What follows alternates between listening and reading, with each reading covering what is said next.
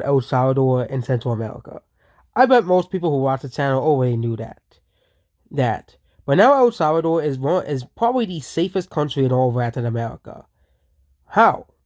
What did El Salvador do to basically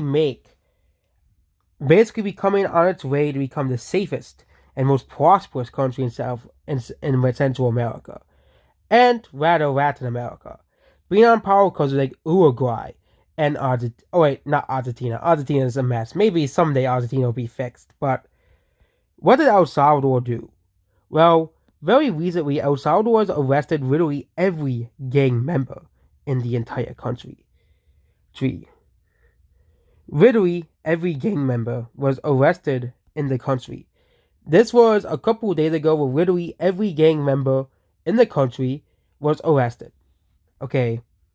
They jailed 64,000 gangsters in the country. El Salvador only has a population of 6 million, which means 64,000 of these gangsters have been arrested. Now let's see what the murder rate is in 2022. Well, El Salvador in 2022 closed at 495 murders. Yep, that's it, 495. It was a reduction of 56.84%.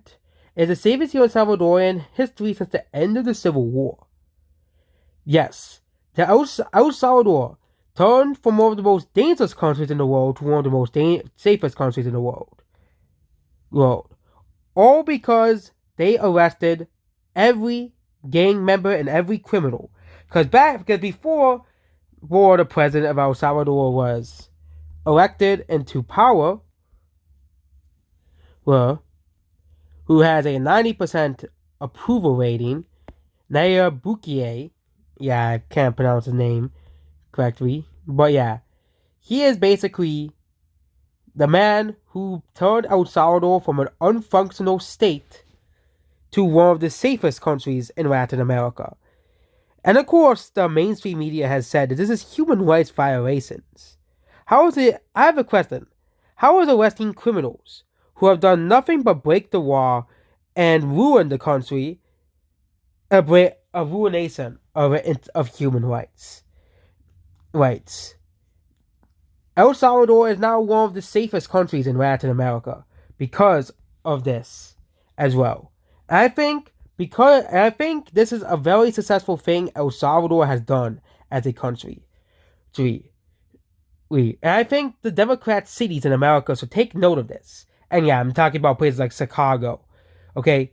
El Salvador, the entire nation of El Salvador is probably safer to walk around the streets in than New York and Chicago. Maybe the Democrats could learn a thing or two from El Salvador as well. Well, as law and order works, and if a place is extremely dangerous, then for a while you're gonna have to crack down on gangs and violence. Philippines did the same thing as well. And it worked out. There was less drug overdoses in the Philippines as well. So yeah, El Salvador now became one of the safest countries in Latin America. It went down 84%. Okay, 50 to 84%. Okay, and they'll say it's the Washington Post say that El Salvador is a police state. But is a police state a really bad thing? If all they do is arresting criminals anyways, people who should be in jail, people who are committing crime, okay? And now El Salvador is one of the safest countries in the world. The homicide rate is only 0.4, which is only 2.3 currently, okay? Which would make it one of the lowest homicide rates in the entire world as well. And yeah, this is, as of 2013, El Salvador is the most dangerous country in the world. Of course, it's nowhere near the safest countries in the world.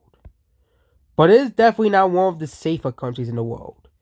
It's on par with safety as countries like Kyrgyzstan, Azerbaijan, Georgia, Malaysia, Estonia.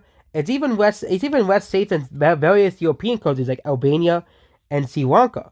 And it's definitely a safer country than the United States, which is at 4.96.